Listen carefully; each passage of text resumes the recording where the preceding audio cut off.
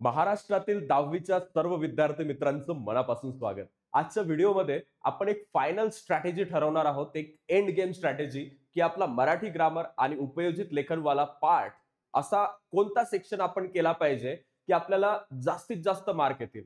म्हणजे फालतू इकडलं तिकडलं हे ते केल्यापेक्षा काहीतरी असं सकस करत गेलो आपण. आणि एक हिंट पण अशी तुम्हाला एक चांगली ट्रिक पण देणार आहे की जी केली तर अजून मार्क वाढू शकतात. या मराठी ग्रामर मध्ये तर वाढतीलच, पण जो आपला भाषाशास्त्र तुमचा मराठीचा जो कुमार भारती अक्षर भारतीवाला पार्ट आहे त्याच्यात पण त्याचा फायदा होणार आहे. सो सुरू करूया या व्हिडिओला.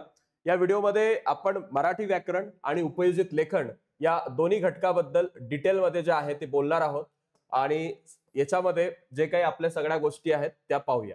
तर पहिल्यांदा सगळ्यात आयएमपी वाला तुम्हाला विषय देतोय. मराठी व्याकरणामध्ये काहीच ज्याला जमत नाही त्यानं ह्या गोष्टी तर नक्की केल्याच पाहिजे, कारण ह्या गोष्टी त्यानं केल्या तर त्याला परीक्षेत कोणी थांबवू शकत नाही. सगळ्यात महत्वाचा टॉपिक त्यानं आजच सुरू केला पाहिजे, काहीच केलं नसेल तर, तो म्हणजे आहे समास. हा टॉपिक जर बेटा तू सुरू केला, आज जरी कंप्लीट केला, कारण जास्त मोठा नाहीये, तीनच तुला समासाचे 3 प्रकार आहे आणि ते खूप बाय हार्ट करायचे, म्हणजे झोकून द्यायचे त्याच्यामध्ये. पहिला जो पार्ट तू याच्यामध्ये करशील तो आहे कर्मधारय समास. कर्मधारय समास कशाला म्हणतात याचे सगळे उदाहरणं आणि ह्या सगळ्या गोष्टी खूप डिटेलमध्ये बारकाईने करून घ्यायच्या. याच्यासाठी नवनीत किंवा कोणती जी बेसिक डायजेस्ट वगैरे जे असते किंवा पुस्तकाच्या मागे पण ह्या सगळ्या गोष्टी भेटतात. द्वंद्व समास करायचा आहे आणि द्विगु समास करायचा आहे. हे 3 समास केले तुम्हाला कोणी थांबवू शकणार नाही मराठीच्या या सेक्शन मध्ये, ज्यामध्ये व्याकरण आहे आणि उपयोजित लेखन आहे. त्यानंतरचा जो पार्ट आहे तो आहे शब्दसिद्धीचा. आणि या शब्दसिद्धीमध्ये बाकी काही न करता 3 गोष्टी जरी तुम्ही केल्या, सिद्ध शब्द, साधित शब्द, ह्या गोष्टी केल्याही नाही, डायरेक्टली हे उचललं, उपसर्ग घटित शब्द कशाला म्हणतात. ओके, उपसर्ग म्हणजे काय, जो आधी येत असतो कोणत्याही शब्दाच्या. आणि प्रत्यय घटित शब्द कशाला म्हणतात, प्रत्यय म्हणजे शब्दाच्या मागे ज्या काही गोष्टी लागून येत असतात. आणि अभ्यस्त शब्द काय असतात. या तीनही गोष्टीचा एक व्यवस्थित जर तुम्ही अभ्यास केला शब्दसिद्धीचा, तर याचे मार्क कुठं जाणार नाहीत, हे तुम्हाला भेटणारच आहे. त्यानंतर आहे वाक्यरचना. वाक्यरचनावाला जो पार्ट आहे याच्यामध्ये काळ नावाचा जो भाग येतो, या काळाच्या मध्ये तुम्हाला 3ही काळ, ते बेसिक टू ऍडव्हान्स सगळे असले माहित पाहिजे. जसं साधा भूतकाळ, साधा वर्तमान काळ, त्याचबरोबर याच्यामध्ये याचे जे काही बाकीचे प्रकार आहेत, ओके, चालू, ठीक आहे, पूर्ण, ह्या गोष्टी पण झाल्या पाहिजे. वर्तमान काळ कंप्लीट झाला पाहिजे. त्यानंतर भूतकाळाबद्दल चालू, साधा, पूर्ण, पूर्ण अभ्यास झाला पाहिजे. याचा परफेक्ट कोणता आहे, कंटिन्युअस कोणता आहे आणि सिंपल कोणता आहे. आणि भविष्यकाळ, या 3ही काळांचा जर तुम्ही अभ्यास केला तर याच्यावरती तुमचे कितीतरी प्रश्नांचं जे आहे हे वेटेज आहे. तुम्हाला उद्गारवाचक वाक्य, त्याचबरोबर प्रश्नार्थक वाक्य, विधानार्थी वाक्य काय, ह्या गोष्टी ओळखता आला पाहिजे. काळासोबतच तुम्हाला लिंग ओळखता येतच असेल. तुम्हाला माहितीये कोणतं स्त्रीलिंग आहे, कोणतं पुल्लिंग आहे, कोणतं नपुंसक लिंग आहे, ह्या सगळ्या गोष्टी तुम्हाला जमतात. तुम्हाला वचन माहिती असतील, ओके, एक वचन काय, एक अनेक वचन काय, हे प्रश्न येतात पेपरमध्ये, फुकटचे मार्क तुम्हाला देऊन जातात. या 3 टॉपिकला मराठी व्याकरणामध्ये अजिबात इग्नोर करायचं नाही. ठीक आहे. सो सगळ्यांनी या गोष्टी जर तुम्हाला पटल्या असतील तर एक लाईक करून टाका. त्यानंतर याच्यामध्ये जो दुसरा पार्ट आहे जो त्या विद्यार्थ्यांनी करायचा आहे ज्यांचा ऑलरेडी हा पार्ट कंप्लीट झालेला आहे. कारण तुम्हाला बाकी तर वाचावं लागेल, तर बाकी काय काय वाचावं लागेल तुम्हाला सगळे समानार्थी शब्द एकदा रिवाइज करून घ्यायचे, तुम्हाला विरुद्धार्थी शब्द सगळे रिवाइज करून घ्यायचे, तुम्हाला वचन काय आहेत ह्या आधीच सांगितलंय. त्यानंतर शब्द समूहाबद्दल एक शब्द, नाहीतर एक शब्दांचा घोळका येतो त्याबद्दल तुम्हाला एक शब्द, शब्द रचनेवरून तुम्हाला शब्द काढता आला पाहिजे. तर ह्या सगळ्या गोष्टींचा तुम्हाला अभ्यास पेपरमध्ये केला पाहिजे.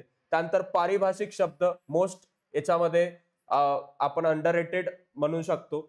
आणि वाक्प्रचार, सगळे ह्या वाक्प्रचारामध्ये वाक्याची रचनाही करता आला पाहिजे, वाक्यात उपयोग करता आला पाहिजे, त्या वाक्प्रचाराचा अर्थ सांगता आला पाहिजे. ठीक आहे. तर ह्या सगळ्या गोष्टी कशा आहेत या मराठी व्याकरणामध्ये अतिशय महत्वपूर्ण आहेत आणि ह्या मार्क देऊन आपल्याला जातीलच.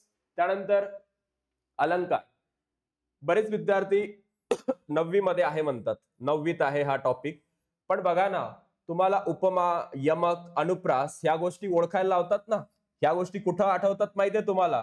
जेव्हा तुम्ही तो वाला पाठ करता, ठीक आहे, ज्यामध्ये तुम्हाला आशय सौंदर्य, भाषा सौंदर्य ह्या गोष्टी या येतात आणि त्यामध्ये तुम्हाला उपमा काय, यमक काय, अनुप्रास काय, ठीक आहे, ह्या गोष्टीवरती विचारलं जातं.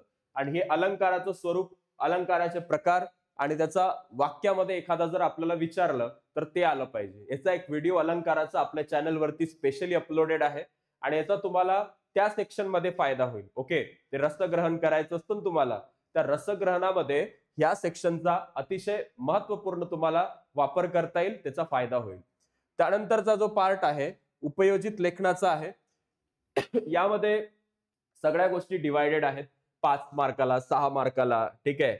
आणि याच्यावरती मी एक स्पेशल व्हिडिओ टाकतोय, ठीक आहे. तर तो व्हिडिओ पण तुम्ही पाहून घ्या की एक चांगला निबंध कसा लिहायचा, ठीक आहे. एक निबंध लिहायचा आहे तर तो एक व्यवस्थित पद्धतशीर निबंध कसा असला पाहिजे.